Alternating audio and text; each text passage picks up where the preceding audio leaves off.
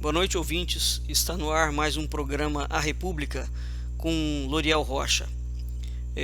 O tema do nosso programa de hoje é o abismo entre república e democracia. Nós vamos conversar com vocês hoje sobre a obra de um autor muito importante chamado Edward Griffin. O Edward Griffin vocês podem conhecer a obra dele através do site dele chamado freedomforceinternational.org. O Griffin é um dos grandes estudiosos sobre o que nós chamamos de coletivismo e individualismo, que são duas palavras-chaves para que nós possamos entender o conceito de república e de democracia, e inclusive as distinções que existem entre a república e a democracia, né? Vamos começar de uma forma geral, né? Fazendo uma introdução. Hoje nós vivemos no mundo inteiro um momento muito sério, né? muito conflitante.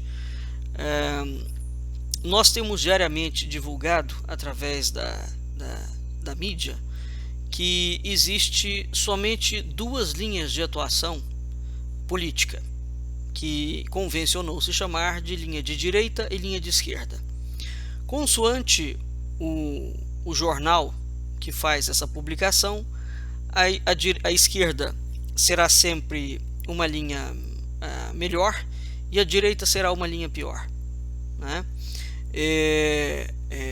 Dificilmente nós temos já há algumas décadas mídias que apoiam a visão de direita.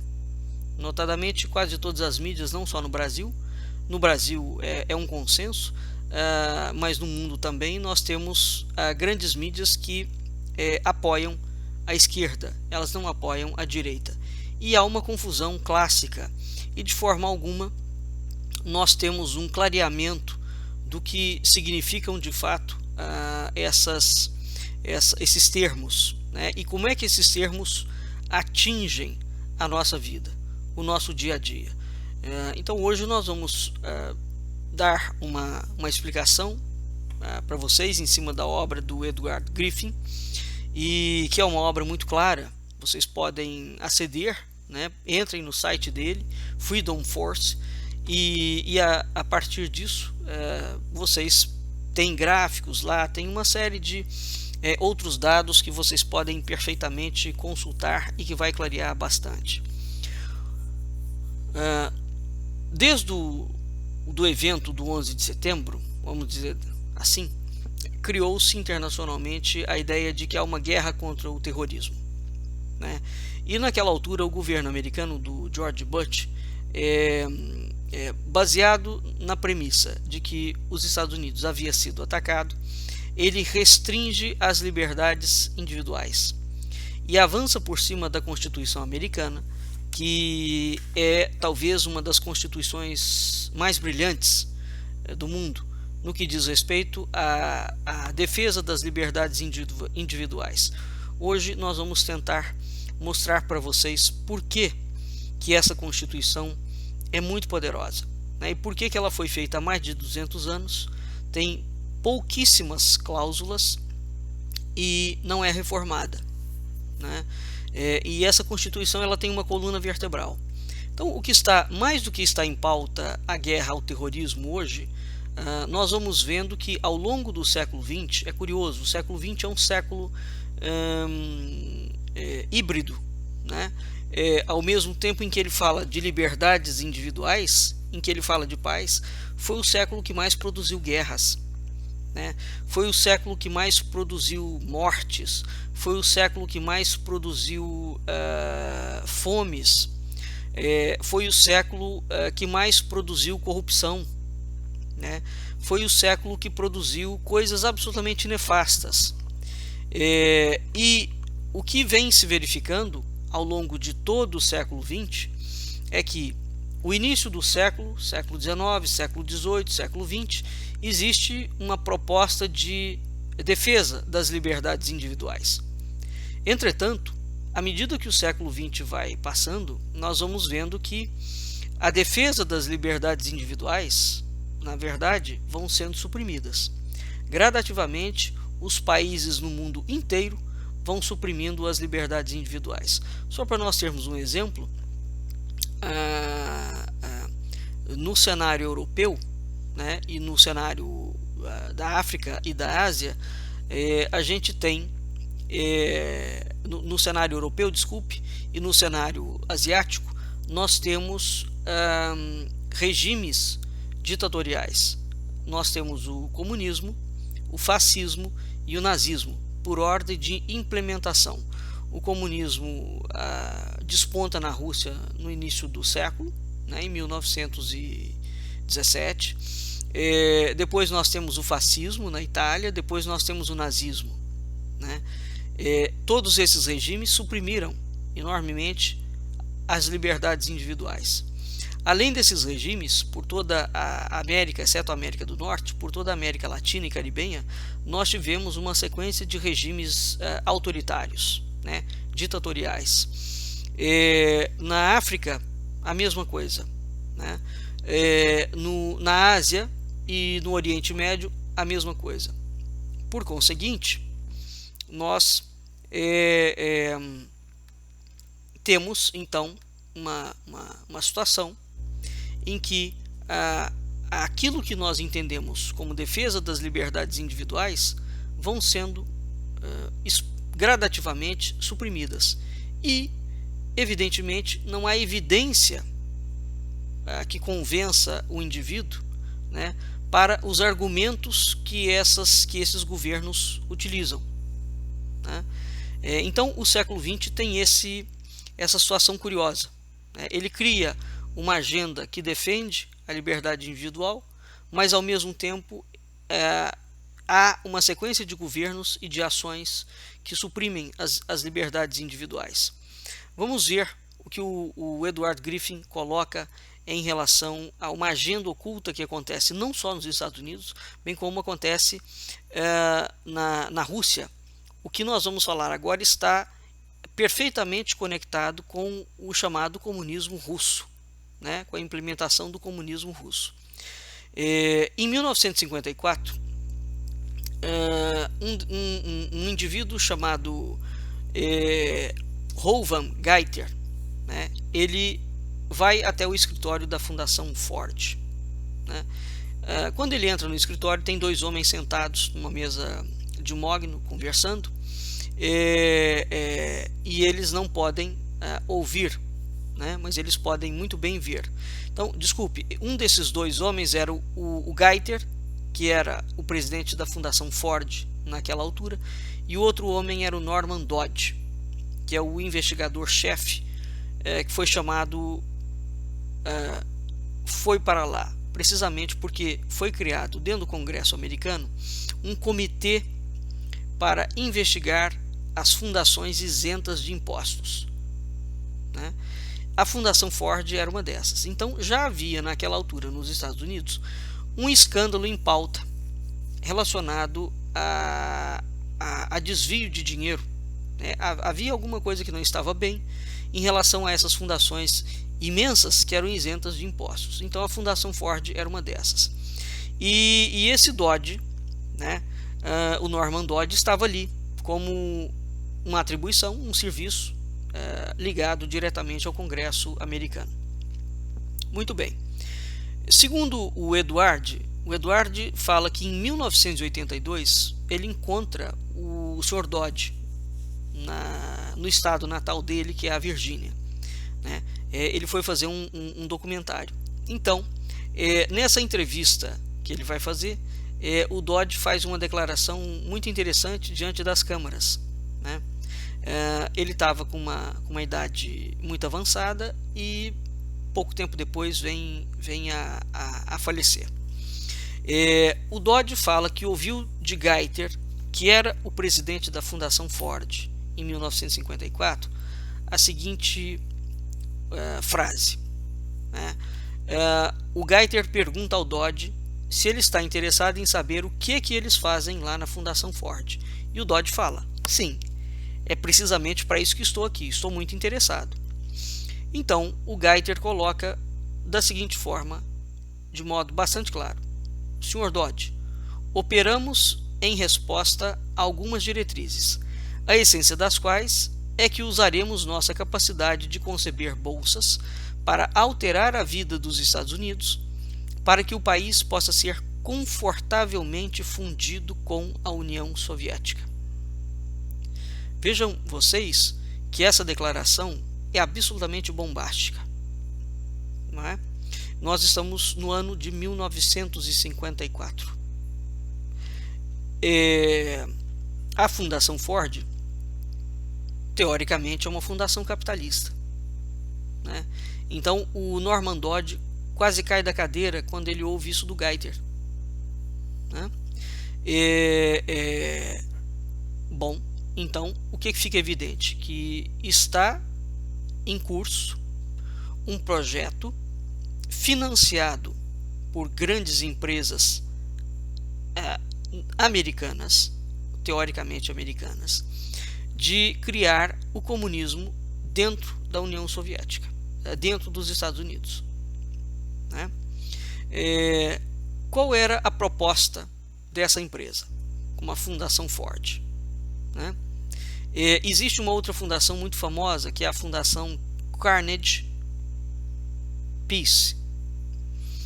A Fundação Ford, muito pouca gente sabe, financiou durante muito tempo as ações do presidente brasileiro Fernando Henrique Cardoso, antes dele ser presidente, evidentemente.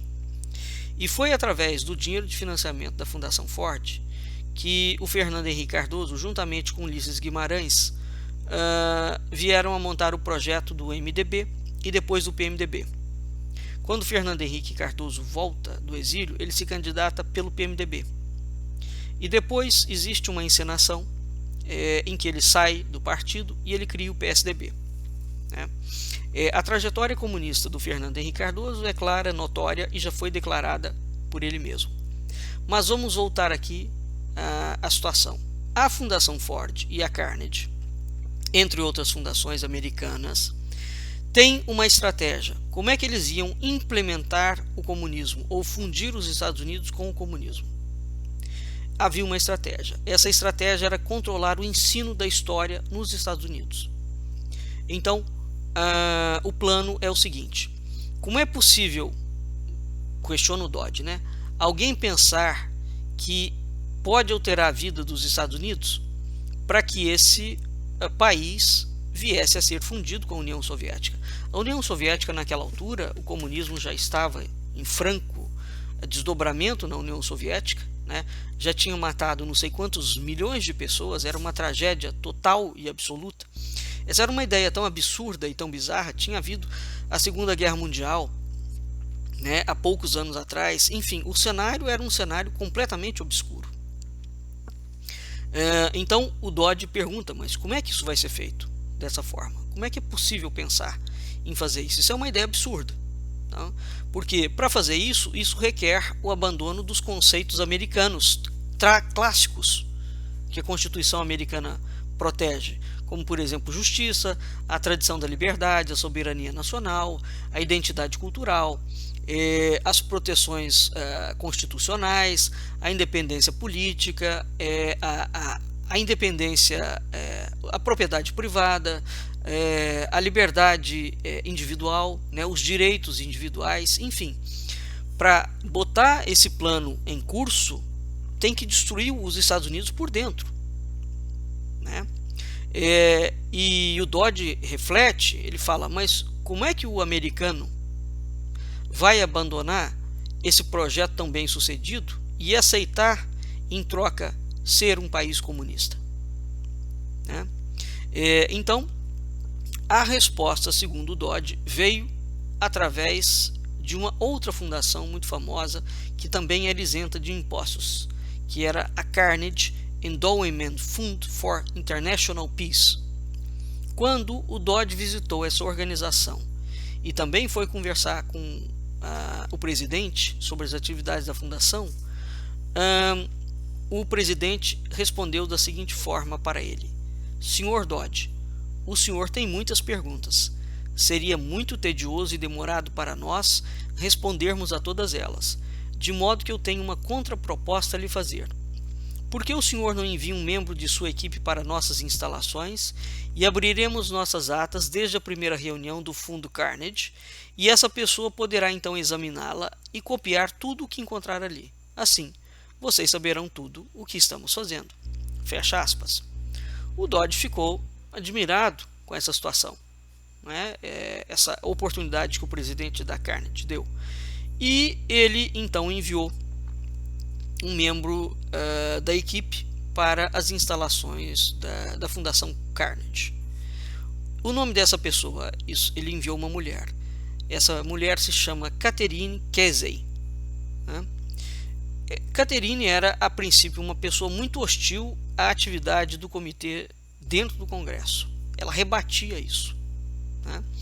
E ela foi colocada ali exatamente pelos adversários políticos do comitê, né? E ela foi colocada para ser um estorvo no projeto. Um estorvo. Muito bem. Por quê? Ela não acreditava, como a maior parte das pessoas não acreditam, né, que poderia haver alguma coisa errada com aquelas fundações isentas de impostos, porque essas fundações faziam muitas coisas boas. É mesmo quando você pensar, traçando um paralelo, evidentemente, não é fidedigno, mas evidentemente só para efeito de elucidação, nós imaginarmos que o Instituto Ayrton Senna, a Fundação Ayrton Senna, faz atividades criminosas ligadas ao comunismo, por exemplo, né? Então, diante dessa colocação, a Catherine Casey era exatamente aquela pessoa que tinha essa visão. Não, eles não fazem nada de errado. Muito bem. Ela foi lá, como era a pessoa que estava lidando com esses aspectos todos, foi gravando esse material, analisando as atas de fundação, as organizações, as primeiras reuniões, e o que ela descobre é algo tão chocante que, segundo Norman Dodge, ela fica completamente fora de si. Completamente fora de si. Ela perde o controle, ela adoece e ela se torna uma pessoa incapaz de realizar o seu trabalho, né? De tal forma a Catherine fica privada dos seus sentidos normais. Bom, o que eles foram descobrir, né? Eles descobriram coisas terríficas. Por exemplo, que os membros da junta de diretores estavam simplesmente criando uma estratégia de alterar a vida dos Estados Unidos. Era a mesma coisa que a Fundação Ford havia falado para eles. Então eles buscavam formas dentro das universidades para modificar as atitudes da população, para que a população abrisse mão de seus princípios tradicionais, né? E para que a população fosse receptiva ao modelo coletivista de sociedade, porque o modelo americano não é um modelo coletivista, ele é um modelo individualista, né? A palavra coletivista, ela é sempre associada a governos de esquerda. Existe somente 3 tipos de esquerda no mundo, não existe um quarto tipo. Os 3 tipos de esquerda são, precisamente e por ordem de implantação no Ocidente, o comunismo, o fascismo e o nazismo. Você poderia se perguntar, mas e o socialismo? O socialismo é a porta de entrada do comunismo, né?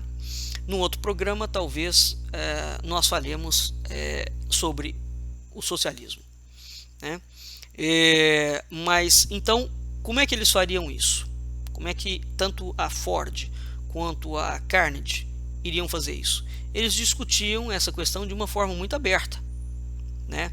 Então eles chegaram à conclusão de que as opções disponíveis para alterar as atitudes políticas e sociais não era a guerra, né? Não era a guerra. Por quê? Porque a guerra tem um outro planejamento e somente em tempos de guerra as pessoas raciocinam e estão dispostas a abrir mão das coisas que elas amam, porque o cenário está absolutamente desesperador. Por conseguinte, não é possível colocar os Estados Unidos em guerra durante o tempo inteiro. A partir dessa constatação, depois de muitos estudos, eles chegaram à seguinte conclusão, de que eles precisam controlar a educação nos Estados Unidos. Então eles perceberam que essa fundação era uma tarefa muito grande. Aí, essas duas fundações se unem com mais duas fundações, que é a Fundação Rockefeller e a Fundação Guggenheim. E, portanto, a Fundação Ford, a Fundação Carnegie, a Fundação Rockefeller e a Fundação Guggenheim aplicam os conjuntos dos seus recursos financeiros para controlar a educação nos Estados Unidos. E eles tensionavam controlar particularmente uma área da educação, que era o ensino da história. Por quê? A história é exatamente aquela área que lida com os assuntos domésticos, né? Que dá a ideia de nação, de propriedade, de civilidade, etc. Tal. Então, o primeiro objetivo deles foi reescrever os livros de história. Para tanto, o que eles fizeram? Eles decidiram, porque os Estados Unidos têm um sistema diferente do Brasil. Grandes milionários doam somas consideráveis de dinheiro para universidades. Então, eles abriram inúmeras bolsas, né? E através dessas bolsas selecionaram determinados candidatos. E ao selecionar esses candidatos, eles criaram uma safra própria de historiadores, né? A nível universitário. E colocaram esses historiadores fazendo doutorado em história americana. Também. A partir desse momento, então, esses indivíduos são mandados para todos os lugares do mundo e vão estudar. E quando voltam, reescrevem a história americana, né? Evidentemente que um plano desse só pode dar certo, porque claramente, aonde eles vão estudar, já existe uma orquestração naquela localidade, como por exemplo, muitos deles têm bolsas em Londres, né? Já existe efetivamente naquelas localidades professores específicos que vão avalizar aquelas teses, né? Então, é a partir desse processo, por exemplo, isso é um resumo muito rápido, né? A partir desse processo, foi se criando um tipo de mentalidade nos Estados Unidos, dentro do âmbito das universidades, que é a chamada metodologia gramsciana, em que eles foram conseguindo minar por dentro o pensamento individualista do americano e colocar um pensamento coletivista. Muito bem, agora vamos mostrar para vocês qual é a diferença real entre individualismo e coletivismo. Porque as esquerdas acusam os conservadores, ou no caso aqueles que são republicanos, né, que seguem o regime da república, de serem individualistas. A palavra individualista, dentro de um conceito psicológico, foi tratada ao longo do século XX, e é curioso isso também, como um fenômeno maléfico, porque teoricamente o indivíduo individualista é um indivíduo egoísta, não tem nenhuma relação uma coisa com a outra. E o conceito no terreno político não é o mesmo conceito no terreno psicológico. Então, o indivíduo egocêntrico, de modo algum, é um indivíduo individualista. Portanto, confundir o termo aplicado à psicologia e transpô-lo, né, para a política foi, talvez, uma das formas mais eficientes de minar esse tipo de ética. Então, vamos pensar da seguinte forma. Existem duas éticas que dividem o mundo ocidental. Tá? Duas éticas. Certamente, muitas pessoas já ouviram falar que quando você fala assim, quais são os tipos de atitudes políticas que existem no mundo? Muitas pessoas já ouviram falar, já perguntar isso. E normalmente as respostas que terão existem os conservadores, os liberais, os libertários, os anarquistas, direitistas, esquerdistas, progressistas, socialistas, comunistas, trotskistas, maoístas, fascistas, nazistas, etc. Não bastasse essa confusão, nós temos também os neoconservadores, os neonazistas, o neo qualquer coisa. Mas, na verdade, quando você pergunta de fato para uma pessoa, mas você é o quê? Você é de direita ou você é de esquerda? Você é conservador? Você é liberal? Você é socialista? Você é comunista? O que você é? Quando você pergunta efetivamente qual é a orientação política da pessoa, você percebe que ela não sabe o que ela fala, né? E nem o que aqueles termos significam.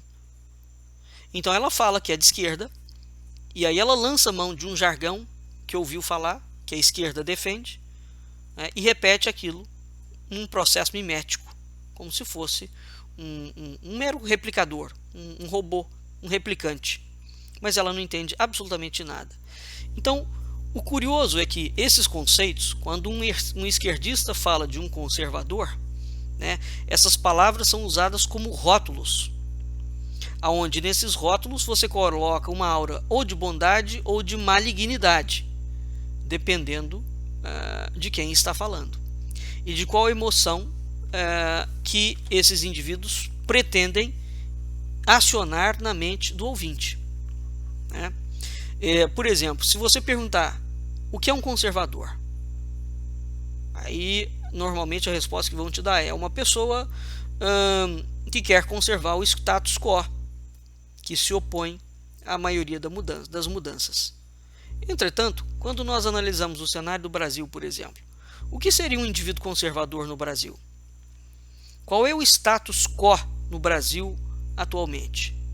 Corrupção generalizada,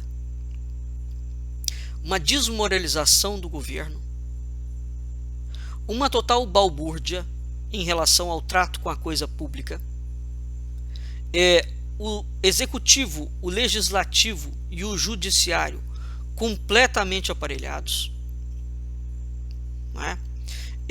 Um nível de criminalidade brutal. O Brasil é considerado o 10º país mais violento do mundo. Uma educação péssima, né? Um povo, um país que está quebrando, as empresas estão quebrando, o povo com dificuldades cada vez enormes, um sistema de saúde que não funciona. Então, o que seria o conservador no Brasil? O conservador seria aquele indivíduo que quer manter este status quo? A resposta clássica seria sim. Mas veja que este não é o conservador, na verdade. Este é o cara de esquerda. Não é? Porque, no caso do Brasil ou de qualquer país do mundo, quem é que está querendo mudança no Brasil? Não é a elite que está tomando conta do país, né? Muito pelo contrário, essa elite chama-se a si mesma de conservadora por um absoluto mimetismo, né? Ela não quer conservar nada bom, ela quer conservar tudo aquilo que é ruim. Então, a palavra conservador no sentido original, ela está atrelada à conservação de conquistas muito importantes e que vocês vão ver daqui a pouco, e que não tem nenhuma relação com opor-se a mudanças. Agora, todo conservador verdadeiro opõe-se a mudanças malignas. Vamos fazer um conchavo para comprar vários deputados para votar contra o impeachment da presidente, por exemplo. Isso é uma estratégia conservadora maligna, porque não se quer mudar o status. O conservador original não é esse tipo de pessoa, né? Então, isto é um carimbo, é uma marca que a esquerda, estrategicamente, no mundo inteiro colocou em cima dos conservadores, né? Os liberais, por sua vez, são tratados como pessoas que gostam de mudanças, não é? e os conservadores não gostam de mudanças. Então, esse jargão foi sendo construído.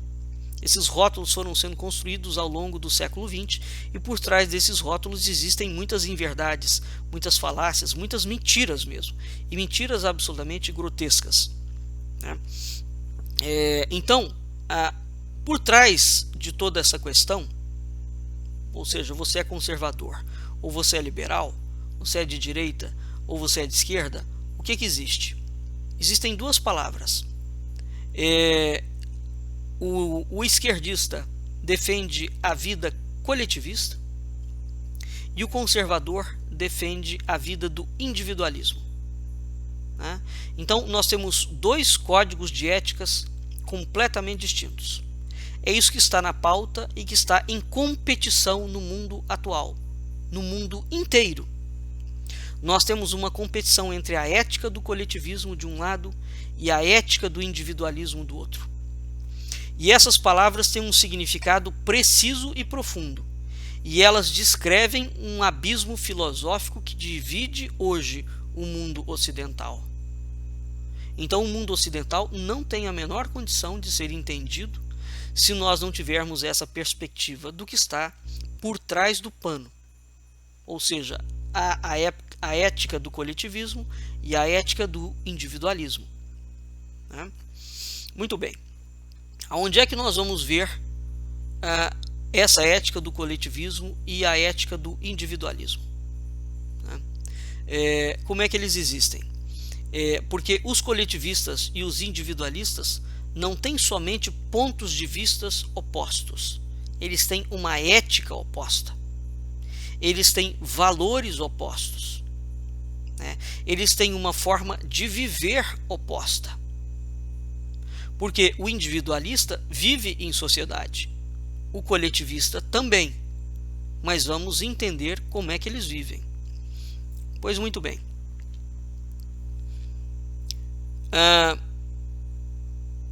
O primeiro ponto que nós temos que entender aqui é o seguinte: quando você pensa num sistema coletivista, como é a democracia, e quando você pensa num sistema individualista, como é a república, não é?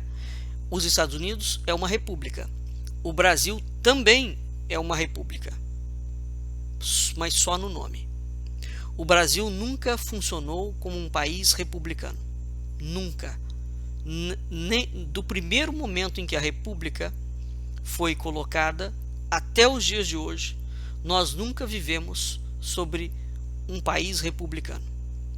Nós vivemos sempre sobre um país democrata, um país coletivista, um país de oligarquias. Isso é completamente diferente. O único modelo de república no mundo que deu certo foi, de fato, os Estados Unidos da América do Norte. Nem na Europa as repúblicas deram certo, né? Porque a formação social dessas culturas foi completamente diferente, né? Então, a distinção abismal entre democracia e república reside nessas duas palavras que têm um contexto ético completamente diferente. Todo democrata é coletivista, toda democracia é coletivista e toda república é individualista. Vamos entender isto. Muito bem. Esses dois assuntos, os coletivistas e os individualistas, têm relação com a natureza dos direitos humanos, né? Os coletivistas e os individualistas, ambos concordam que os direitos humanos são muito importantes, mas eles diferem sobre o quão importante e especialmente sobre o que é presumido sobre a origem desses direitos.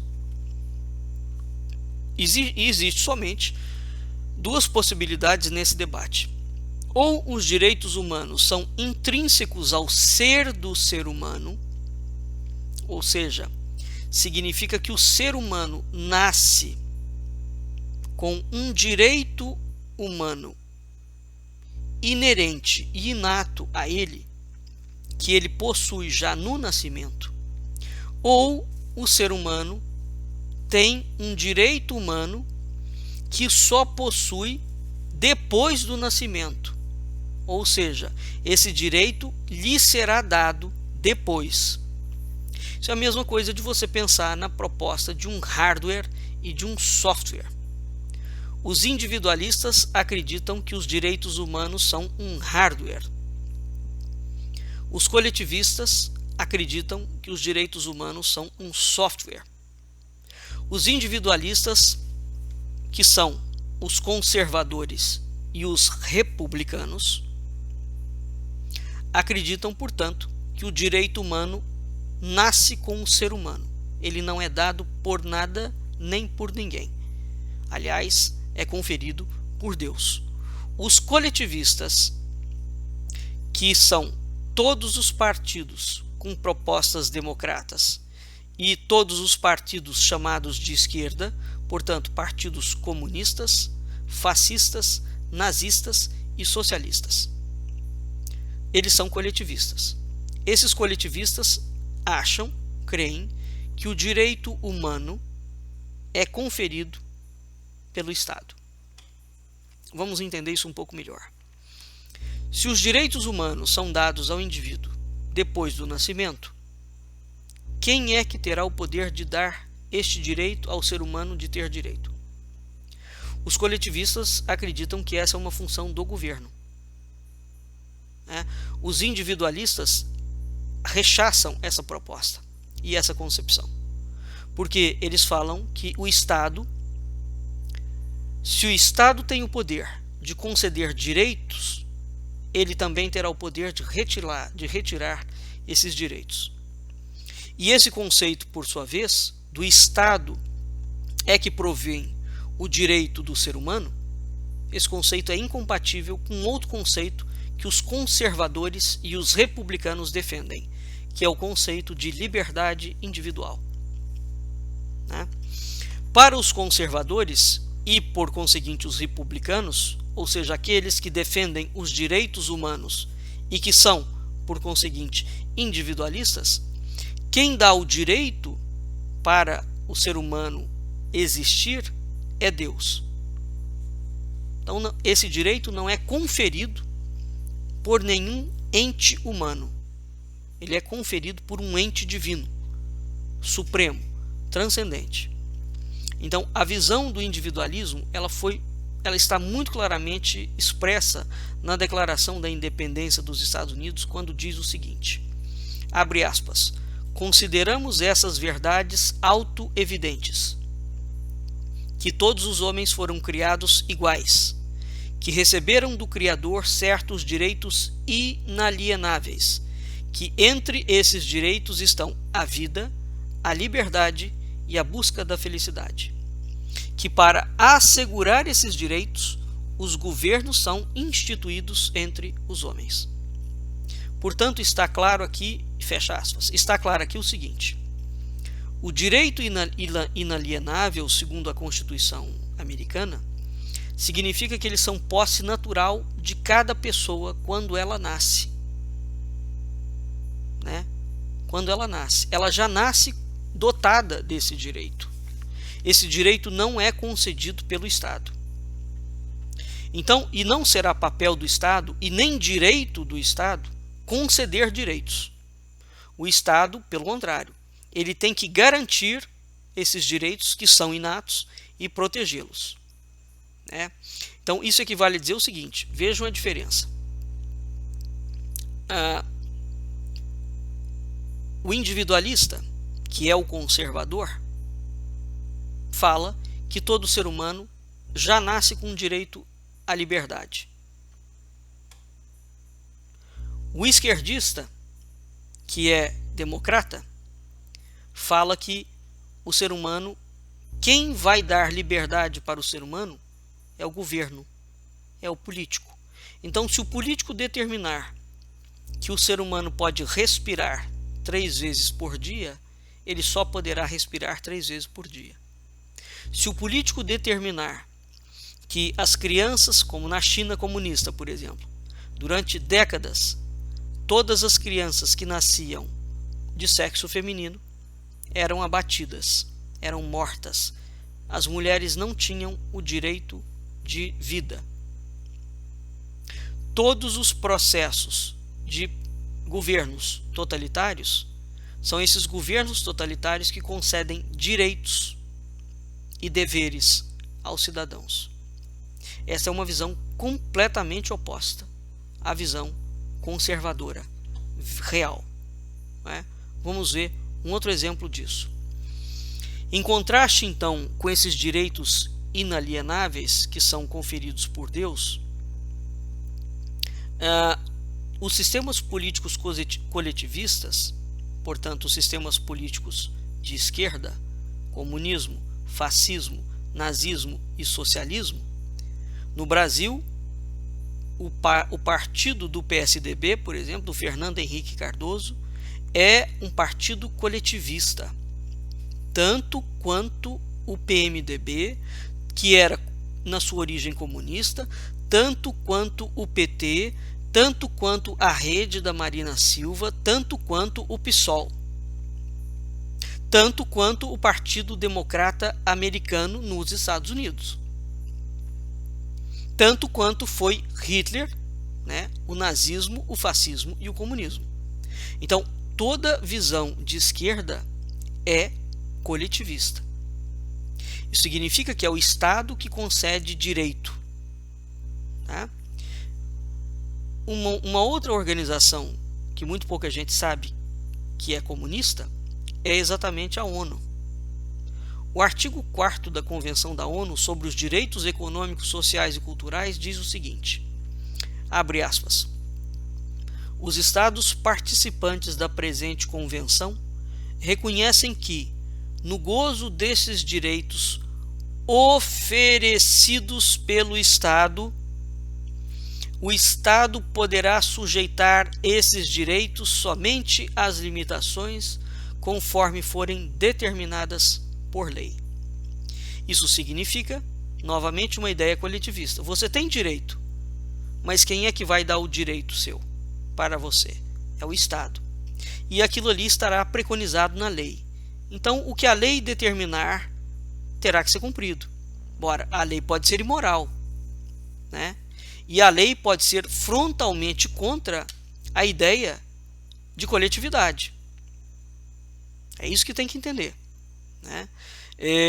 Então, se o Estado tem o poder de outorgar direitos, o Estado de esquerda, isso significa que ele também tem o poder de retirar esses direitos. É isso que está escrito na frase da ONU, quando ela proclama que esses direitos são oferecidos pelo Estado e que esses direitos estão sujeitos às limitações, abre aspas, conforme forem determinadas pela lei. Em outras palavras, os coletivistas da ONU se atrevem a nos dizer que eles nos concedem direitos e que eles reservam para si o direito de retirar os nossos direitos quando eles bem quiserem.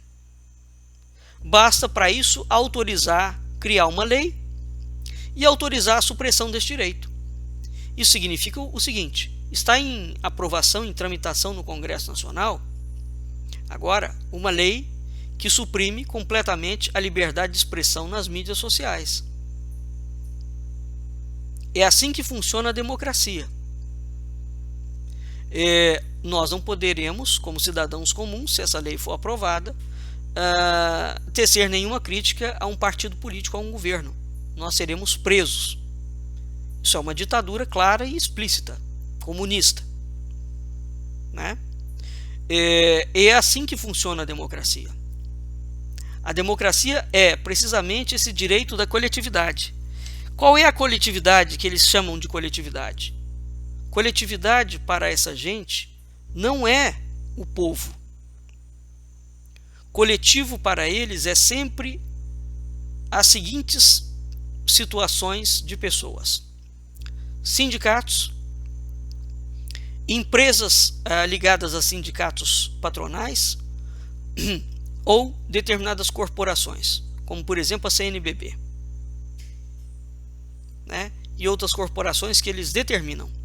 Então, a população em si mesma, isoladamente, se ela não estiver vinculada a um partido político, a uma estrutura acadêmica, a um sindicato, né?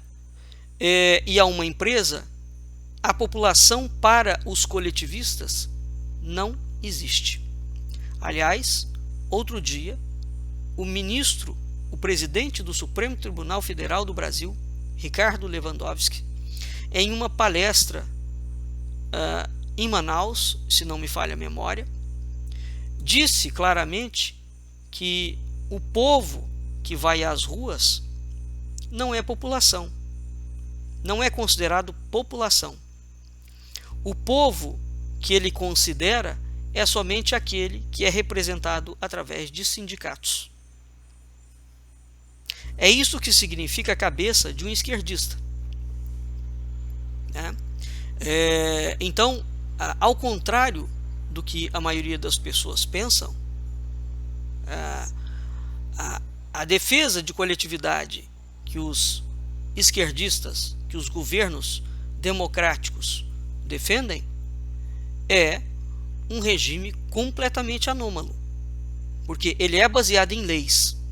Então, quando eles falam Estado democrático de direito, esse Estado democrático de direito é porque a democracia aqui tem um sentido de coletividade. É a lei da maioria, mas que maioria é essa? São aqueles indivíduos que estão empoderados pelo poder do Estado, que vão legislar e fazer as leis. Então, é esses indivíduos que vão conferir o direito. A Constituição americana, então, proíbe peremptoriamente que o Estado seja o autor e a origem do direito do ser humano ter o direito de existir como ser humano, de ter liberdade de consciência e de expressão, de ter propriedade privada e de constituir família, por exemplo. A Constituição americana proíbe peremptoriamente que o Estado invada essa seara, que é a seara mais íntima que uma pessoa tem. Entretanto, os partidos de esquerda, todos eles, ou seja, os partidos que defendem democracias, defendem precisamente o oposto. O homem não nasce com um direito inato. É por isso que eles são anti-religião. Porque é a premissa religiosa, não é, que confere ao ser humano, porque foi Deus que deu, o status de ter um direito natural. Esse direito natural é porque foi Deus que deu ao ser humano o direito dele ter o direito de existir. Dentro dos estados laicos, né, que são chamados de laicos por um eufemismo, porque eles são estados ateus, né? Embora o Estado laico não seja Estado ateu, mas dentro do Estado laico, notadamente do Estado brasileiro, as propostas legais que são passadas são propostas cada vez mais coletivistas. Então o Brasil caminha a passos largos.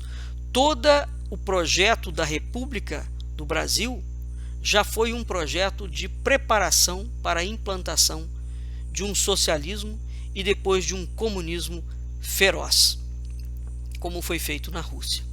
E nós estamos num estágio bastante avançado desse processo. Vamos dar um intervalo agora e nós voltamos daqui a pouco. Voltando com o nosso programa A República no segundo bloco. Como nós havíamos falado no bloco anterior, há uma diferença ética substancial entre o conceito de coletivismo e individualismo, né?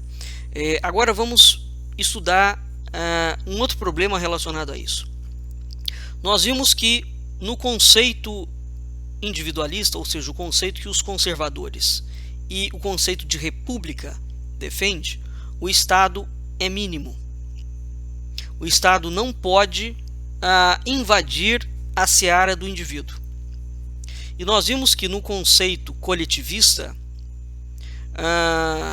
que as esquerdas, todas elas defendem, comunismo, nazismo, fascismo, socialismo, dentro da proposta de democracia, o Estado é máximo. O Estado é aquele que detém a origem e o poder de conferir aos seres humanos todos os direitos, inclusive o direito dele ter direito a ter direito. Então, o segundo conceito, o segundo grande ponto que separa o coletivismo do individualismo, tem sim a ver com a origem do poder do Estado. Os individualistas, que são os conservadores, eles acreditam que o governo justo deriva o seu poder não da conquista ou da subjugação dos seus cidadãos, mas ele deriva do livre consentimento dos governados. Isso significa que o Estado, sobre a visão republicana e individualista, não tem poderes legítimos, a não ser aqueles poderes que são dados pelos cidadãos. E mais do que isso, ou falando de outra forma, o governo somente pode fazer coisas que os seus cidadãos têm o direito de fazer. Então isso significa que se os indivíduos, se cada pessoa individualmente não tem o direito de realizar um determinado ato, os representantes eleitos também não podem ter o direito. Por que o americano permite, por exemplo, o cidadão portar arma? Porque o Estado pode portar armas. Não é? Então, o Estado só pode exercer uma determinada função que o cidadão também possa. Evidentemente que isso hoje está um tanto quanto complexo. Mesmo nos Estados Unidos, o Estado, por conta dessa visão coletivista, comunista que foi sendo entranhada, que foi minando o governo americano por dentro, foi quebrando determinados mecanismos da Constituição. Eles não alteraram a Constituição, mas eles mudaram a forma de vida do americano de um outro modo, né? Mas ainda vigora isso. Vocês vejam que recentemente teve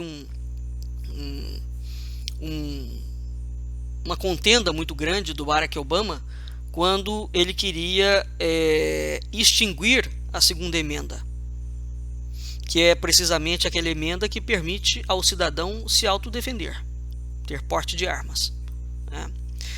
Então o americano defende isso com unhas e dentes, ele defende a individualidade dele. Essa é a razão pela qual, quando as pessoas vão nos Estados Unidos, elas não entendem aquele rigor americano. Se a lei fala que você pode ouvir música numa determinada altura até 10 horas da noite, você só pode ouvir até 10 horas da noite, o vizinho te denuncia mesmo e você vai preso. Porque você tem o mesmo direito que o outro e você não invade o espaço do outro.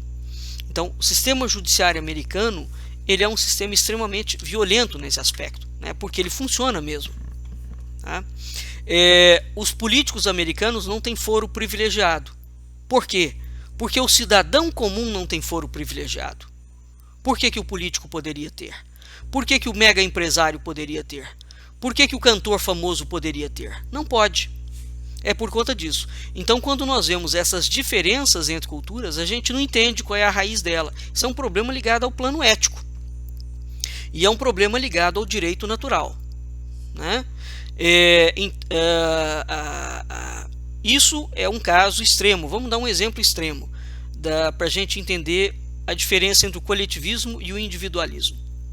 Se 60% da população do Brasil for antropófaga e esses 60% fizerem uma lei, né, em que eles estejam querendo comer 5% da população, dos 5% dos 40% que não são antropófagos, eles aprovam uma lei. Essa lei, que é garantida naquela já deformação do direito natural, mas é chamada o Estado democrático de direito. O Estado democrático de direito não é o Estado de direito. O Estado de direito é o Estado que preserva a liberdade individual. O Estado democrático de direito é o Estado que preserva o coletivo. São coisas completamente distintas e elas não podem ser misturadas. Então, esses 60% que são antropófagos lançam mão do Estado democrático de direito, porque eles são maioria, fazem uma lei que atinge a minoria, ou seja, não preserva o Estado de direito da minoria, passa aquela lei e pronto, eles têm o direito de comer os 5%. Você poderia falar, isso não acontece no Brasil. Acontece, acontece. Claro que acontece. Nós temos inúmeros exemplos sobre isso. A população é enganada o tempo inteiro. Para dar uma ideia de que o Brasil vive sobre uma república. Não, o Brasil nunca foi um país republicano. O Brasil é um país democrático, né? O Brasil talvez será a maior democracia do mundo, num sentido negativo do termo. Essa é a razão pela qual nós nos encontramos atualmente numa situação absolutamente calamitosa.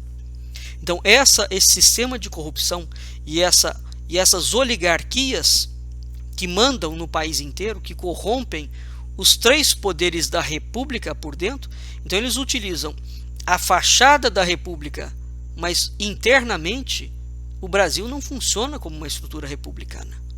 Nunca funcionou. Isso é um absoluto e ledo engano. É uma enganação em relação ao povo brasileiro, né? Então, voltando à questão do coletivismo e do individualismo. Por que num sistema individualista essa proposta do 60% antropófago não poderia passar? Porque o sistema, uma das coisas que o coletivismo defende, por exemplo, que o individualismo defende, por exemplo, é o direito à vida. Então, se você é antropófago e quer comer uma outra parte da humanidade, o direito natural que Deus te deu de ser um ser vivo não pode invadir o direito do outro, mesmo que ele esteja com fome. Não é?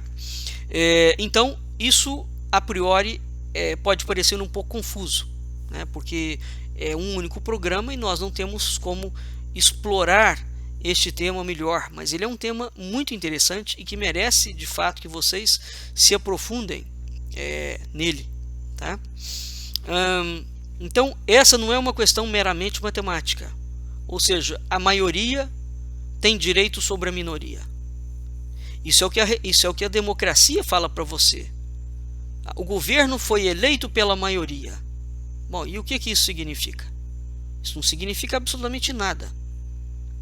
Nada. Porque o fato do governo ter sido eleito pela maioria não significa que o governo possa passar leis que beneficiem ou uma maioria ou uma minoria. Como, por exemplo, vamos pegar o lado inverso. Você tem grandes empresas atuando com lobbies poderosíssimos dentro dos congressos, onde essas empresas, através de compras de parlamentares, né, fazem passar projetos que vão beneficiar um status pequeno, né? 2 ou 3 ou 4 empresas no máximo, ou às vezes uma única empresa. E qual é o argumento que a democracia vai utilizar para aprovar aquela lei de lobby? Ele vai falar, não, esta empresa vai atender este projeto, quando ele passar, ele vai atender não sei quantos milhões de pessoas. Novamente, o discurso matemático. Percebe? É o discurso matemático. Então, você tem um sistema de maioria, não é? E o argumento da minoria. Este argumento da maioria para justificar aquela minoria, né? O beneplácito que está sendo concedido para aquela minoria. Isso é absolutamente impensável dentro de uma república e dentro de um sistema individualista, né? Porque no conceito conservador e republicano, o direito do indivíduo não é atrelado à matemática. Não é uma questão numérica. Você simplesmente nem questiona isso, né? Então, isto torna-se, dentro de uma visão conservadora real, ou de uma visão de direita real, e repito, o Brasil nunca teve direita, o Brasil sempre teve esquerda, ou o Brasil tem a direita da esquerda, que é aquela direita oligárquica que atua de uma outra forma, mas igualmente esquerdista. Então, quando falarem para você que o Brasil tem partidos de esquerda e de direita, isso é uma mentira absolutamente flagrante. E só um indivíduo completamente neófito em assuntos sérios, ou que seja um esquerdista pago para mentir, poderá falar tal coisa. O Brasil sempre foi um país patrimonialista dentro da República, oligárquico, e muito pelo contrário, ao longo de toda a história da República, nesses mais de 100 anos da República, a democracia foi ampliando consideravelmente, e os indivíduos que eram ricos foram ficando mais ricos ainda, e eles foram tomando conta do Estado como um todo, de tal forma que hoje as empresas têm um total conluio e apropriação dos governos, né, dos três poderes, o executivo, o legislativo e o judiciário. É o que se chama de aparelhamento do Estado, né? Esse aparelhamento do Estado é feito por um partido político, e esse partido político, por sua vez, está completamente comprometido com finanças, porque não existe política sem pensar em economia, sem quem financia o projeto, né? Então os políticos estão obedecendo sim a acordos escusos, né? Então os coletivistas, por exemplo, não estão nem um pouco preocupados com essas questões. Se você tem o direito de um indivíduo, é importante que seja preservado. Eles acham que isso é coisa de burguesia. Um indivíduo é burguês, então é só o burguês que preocupa com o direito dele ter direito a portar arma, por exemplo, né? Os esquerdistas acreditam que os governos realmente têm poderes que são maiores que os dos cidadãos. E os esquerdistas acreditam que os governos e os partidos são a fonte desse poder. Então o poder não está na pessoa, não está no indivíduo dentro da sociedade. O poder para o esquerdista, ele está na própria sociedade, mas entenda que o que ele chama de sociedade não é o seu pai, a sua mãe, o seu filho que formam uma família e morando numa cidade, forma a sociedade daquela cidade. Não, sociedade para um esquerdista é o grupo ao qual aquele indivíduo pertence. Então, se você for uma pessoa individual, e todos nós somos individual nesse aspecto, se você não pertencer a um sindicato, a uma classe operária qualquer, portanto vinculada a uma empresa, né? Se você não pertencer a uma classe estudantil ou universitária, se você não pertencer a um partido político, você não é tido como indivíduo, como sociedade.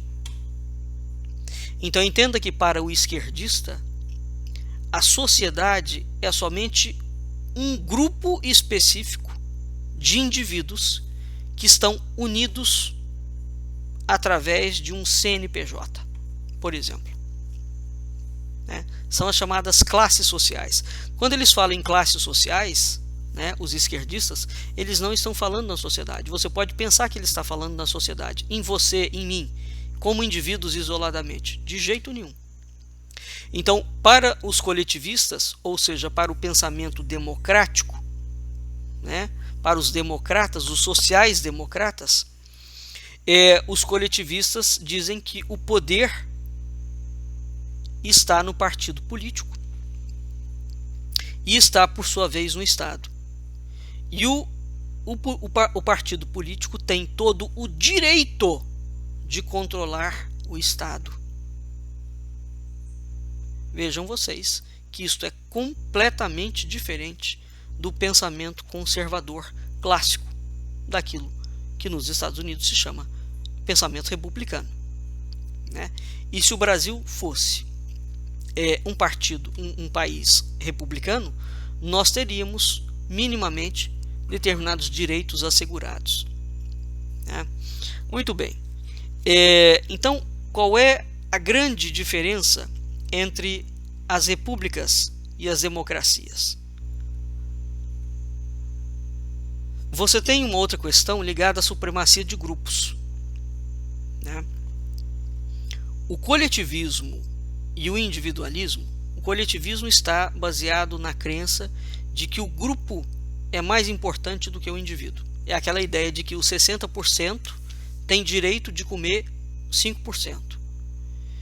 E de acordo com os esquerdistas, ou os coletivistas, ou os democráticos, o grupo é uma entidade própria.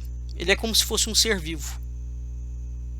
E é o grupo que tem direito. Mas entenda que esse grupo não é... As pessoas se reúnem e elas têm que se sindicalizar.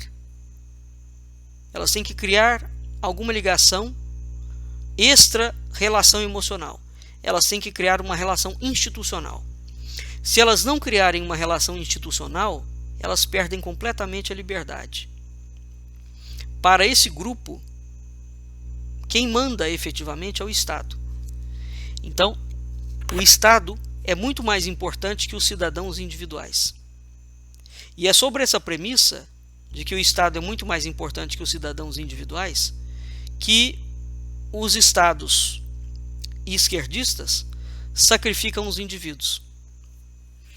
Essa é a razão pela qual os estados esquerdistas lançam impostos cada vez maiores na população. Porque faz parte da lógica deles esse modelo coletivista, né? O Estado tem o direito de gastar, ele gasta o que ele quiser, aonde ele quiser, da forma que ele quiser, e o povo, que não é o grupo coletivista, o povo aqui isoladamente, os indivíduos isoladamente, é que tem a obrigação de pagar tributos cada vez maiores para que esse grupo se mantenha como supremacia, como oligarquia dentro do Estado.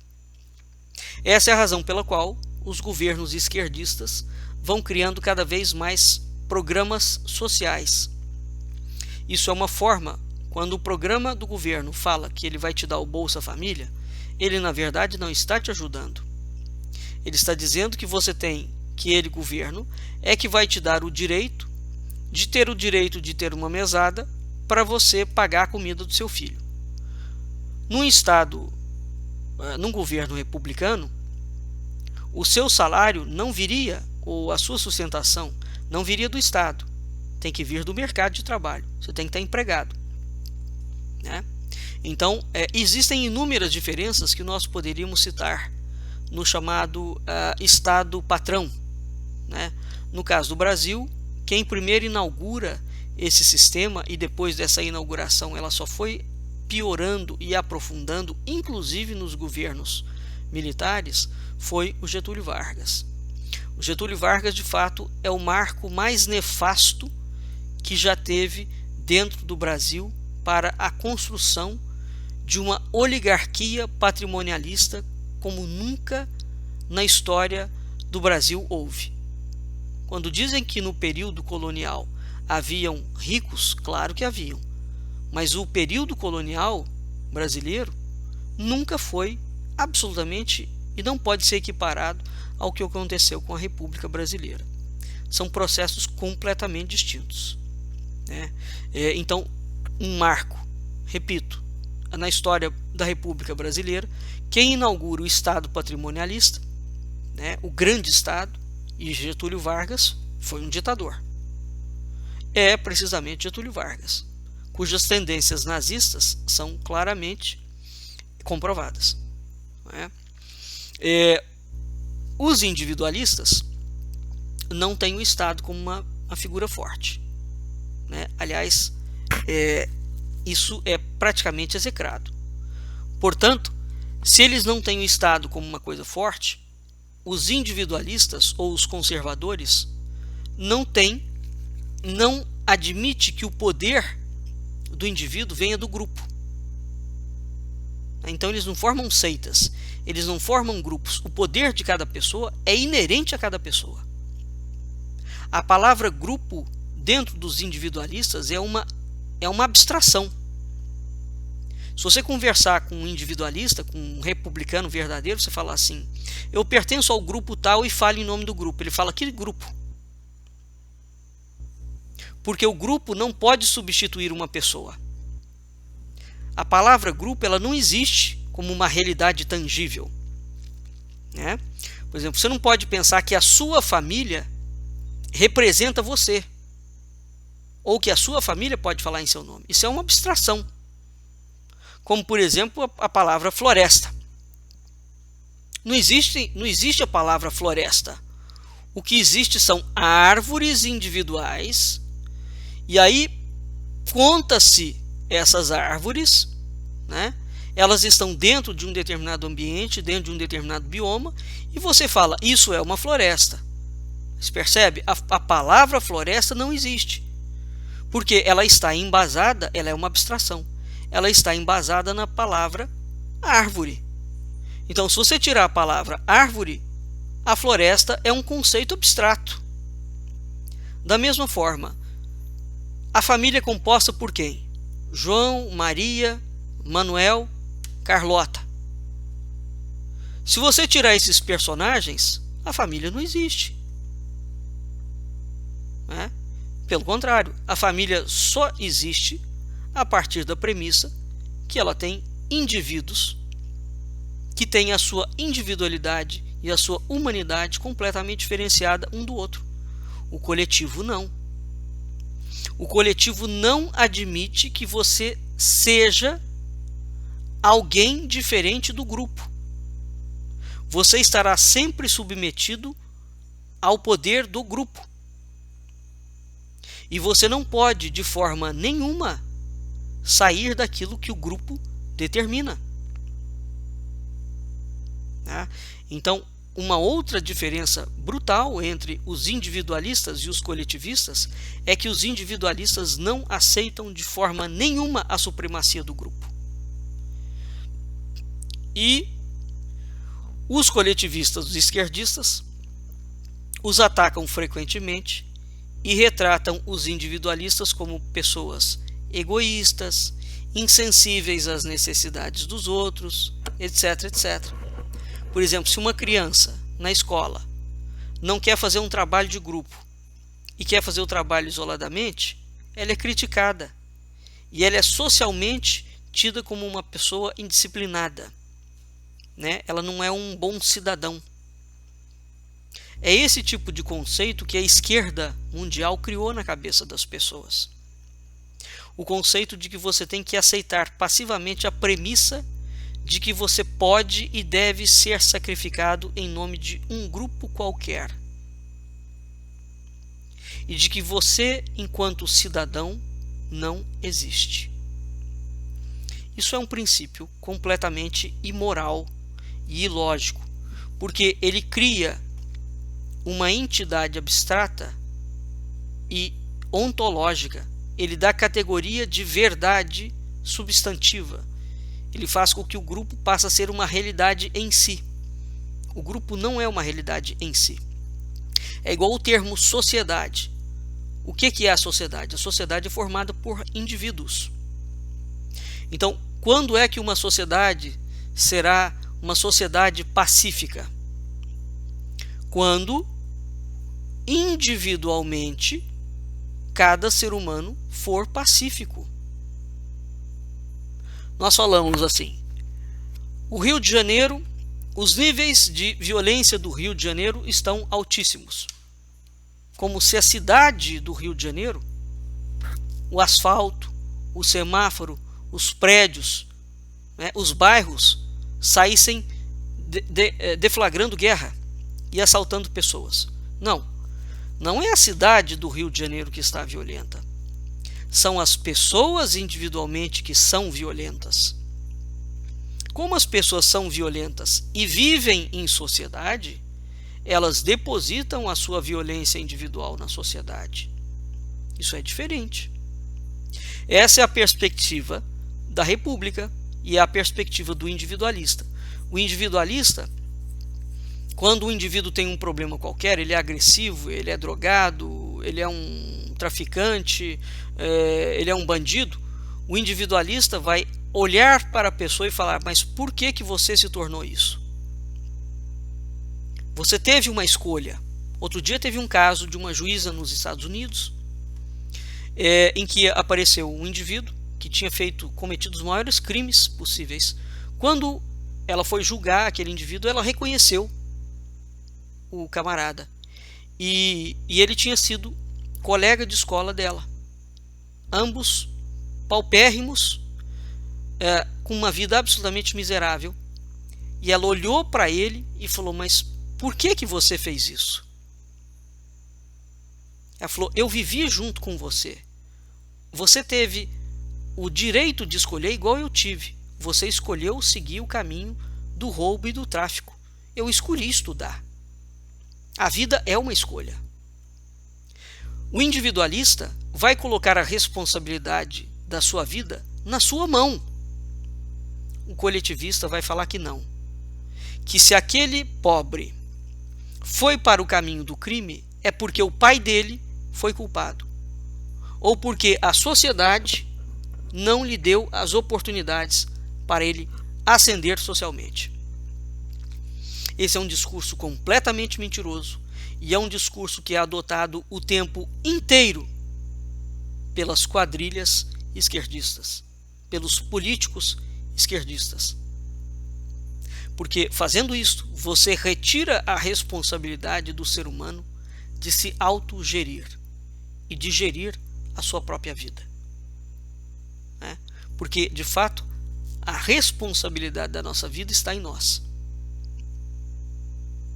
Está tão em nós, porque se for verdade que a responsabilidade do meu sucesso ou do meu fracasso está no coletivo, isso significa que, se coletivamente todo mundo está estuprando mulheres, eu também devo estuprar. Se coletivamente todo mundo está roubando, eu também vou roubar. Se todo mundo está traficando, eu também vou traficar. É a questão do coletivo.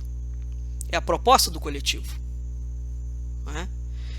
Essa não é uma proposta republicana. Essa é uma proposta defendida pelas democracias. Então, aqui, para finalizar, o que nós temos? Nós temos, de fato, a colossal distinção entre repúblicas e democracia. Nós somos ensinados que a democracia é uma forma ideal de governo. É outra mentira. A democracia, desde os gregos antigos, nunca teve um conceito bom, porque é precisamente o governo da maioria. E esse governo pode ser despótico, e geralmente o é. E ele vai lançar mão de um poder, para suprimir as liberdades individuais do outro. Então, quando a Constituição Americana foi criada, por exemplo, quando você estuda de fato a Constituição Americana e os discursos dos homens que escreveram a Constituição, você vai descobrir que eles falaram muito mal da democracia. Muito mal. E você vai descobrir que eles falaram, inclusive, que a democracia era uma das piores formas possíveis de governo. E é por isso que eles criam a chamada república, res pública, de coisa pública. Então, a palavra democracia, por exemplo, não aparece em nenhum lugar da Constituição Americana. E quando os americanos fazem o juramento à bandeira, eles juram a república que ela representa e não a democracia. Bem ao contrário do Brasil. O Brasil fala o tempo inteiro em democracia e a população sequer sabe o que os políticos estão falando. Porque absolutamente importante nós entendermos essa diferença fundamental entre uma democracia e uma república, porque essa é precisamente a diferença entre coletivismo e individualismo, né? Em uma democracia pura, a maioria governa, fim de discussão, independentemente se é a maioria corrupta, a maioria ditatorial, a maioria de gente louca, você não discute isso, né? Então, a democracia é, por princípio, um poder opressor, né? Mas você poderia questionar, ué, mas não é a maioria que de fato elege um político? Sim, ele vai eleger com o maior número de votos, mas o fato dele ser eleito pelo maior número de votos não significa que esses votos que ele recebeu lhe permita, quando for atuar dentro do Congresso, negar os direitos da minoria.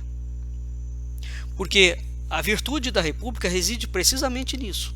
Se tiver 99 pessoas que querem uma determinada coisa e uma única pessoa não quer, a República tem que ser flexível o suficiente para atender a solicitação daquelas 99 e atender a solicitação de uma única pessoa. E com um detalhe: ao atender a solicitação das 99, essa solicitação não pode invalidar o direito desta uma pessoa. E esta uma pessoa, ao ser atendida no seu direito, o direito dela não pode invalidar o direito das 99. Vamos dar um exemplo que muito pouca gente sabe. O ex-presidente Lula, num decreto na calada da noite, em 2009, aprovou um decreto que extingue a família tradicional homem-mulher, portanto heterossexual, brasileira. Ninguém até hoje conversa desse decreto, exceto alguns pastores e o Harold de Andrade, o deputado aqui do Rio de Janeiro. Baseado em que ele fez esse decreto? Ele extinguiu a família tradicional heterossexual do Brasil. E por quê? Porque em lugar da família tradicional foi criado a família homossexual. Então o Brasil hoje, quem casa homem com mulher está cometendo ilegalidade, segundo o decreto do Lula. Isso é uma prova cabal de um coletivismo translocado. O casamento enquanto instituição é uma organização que foi criada pela Igreja Católica. Se o governo quer dar direito ao cidadão homossexual casar, ele tem que criar uma lei que permita ao cidadão casar. Ele não pode tirar o direito do outro cidadão. Essa é uma grande diferença, e esses casos de abusos legais é o que se chama de Estado democrático de direito. Esses casos de abusos legais estão transformando o Brasil cada dia mais num país absolutamente caótico, fantasmagórico e grotesco. É de tal forma catastrófica o cenário político atual do Brasil que o Brasil terá que ser destruído, literalmente, para ser refundado. Porque os democratas, a democracia republicana, destruiu completamente qualquer noção de república. E hoje o que nós temos é uma afronta cada vez maior aos direitos individuais. Existe um discurso de que os direitos individuais são mantidos. Existe um pano de fundo aonde uma ou outra coisa ainda é permitida. Mas, com o passar do tempo, estão vindo legislações cada vez maiores de supressão dos direitos individuais em prol do coletivo. Não é? Então, nós vamos ficando por aqui. Esperamos que o assunto tenha sido um pouco claro. E o que está, para finalizar o nosso programa, o que está, entre outras coisas, na base do coletivismo e do individualismo, na base da proposta de esquerda e da proposta conservadora, na base da proposta da democracia e da proposta da república? Primeiro, que nós vemos que elas são propostas completamente diferentes. Uma proposta é baseada na ideia de que Deus confere ao ser humano o direito de existir. E a outra proposta, essa é a ideia conservadora, republicana, individual. A outra proposta é a proposta de que é o Estado que dá o direito do ser humano de ter direito a qualquer coisa. Né? No pano de fundo dessas questões, dentro do bojo da ética, nós temos duas outras palavras muito importantes, que é a ideia da coerção versus a liberdade. Todo sistema coletivista é coercitivo, ele é ditatorial, ele suprime a sua liberdade de escolha e ele suprime a sua individualidade. Todo sistema republicano lhe dá cada vez mais responsabilidade. Você é responsável por aquilo que você constrói. Você é responsável por aquilo que você pensa. Você é responsável pela pessoa que você é. Seja você uma pessoa bem-sucedida ou mal-sucedida. Porque você tem o direito de escolha. Você pode escolher entre fazer o bem e você pode escolher entre fazer o mal. E o fato de você nascer num ambiente pobre e violento, de modo algum determina ou é garantia de que você será a vida inteira pobre e violento. Se você optar por não ser pobre e por não tornar-se uma pessoa violenta, você sai desse estado. Mas para a visão dos democratas, não. Uma vez que você nasceu pobre, você será sempre pobre. E uma vez que você veio de uma família violenta, você será sempre violento. Porque a culpa daquilo está sempre na sociedade. Então eles retiram cada vez mais a ideia de responsabilidade individual e a ideia da liberdade de escolha. Eles não te dão liberdade de escolha nenhuma. Então, ao contrário do que você pensa, eles não defendem a sua individualidade. Eles tratam você como uma criatura incapaz e tratam você como uma criatura incapaz exatamente porque o Estado tem que ser alguém que vai aparecer aos seus olhos como algo muito bom. E como você não consegue se livrar daquela violência, o Estado aparentemente vem e fala: eu vou te tirar da violência. Ele não te tira de violência coisíssima nenhuma. Então é preciso retomar o conceito grego antigo de que o homem tem uma alma, e é essa alma que tem desejo, é essa alma que tem vontade, é essa alma que tem responsabilidade, é essa alma que tem um direito divino de existir, e é essa alma que tem o direito e o dever de exercer a sua liberdade de escolha. Então, qual é a origem dos direitos que você tem? A origem é divina, segundo a perspectiva da República, que é conservadora. E qual é a origem dos direitos que você tem, segundo a perspectiva da democracia? É o Estado. Então, entre outras coisas, o sistema coletivista é um sistema de opressão. Ele é coercitivo. O grupo é mais importante do que você, a sua pessoa. Ele suprime a sua liberdade. E ele mente para você o tempo inteiro falando que ele está te dando cada vez mais liberdade. Não é verdade. Estudem sobre esse assunto. Nós esperamos que tenha ficado um pouco claro. E lembrando sempre que o assunto que nós trouxemos hoje é um assunto muito bem trabalhado pelo pesquisador Edward Griffin, da Freedom Force International, e o Edward Griffin é uma grande autoridade nesse aspecto. E lembrando sempre, como nosso programa lembra, bem coloca, que as ideias têm consequências. Há ideias boas e há ideias más, né? Quando nós pensamos que as ideias têm consequências, nós pensamos precisamente nisso.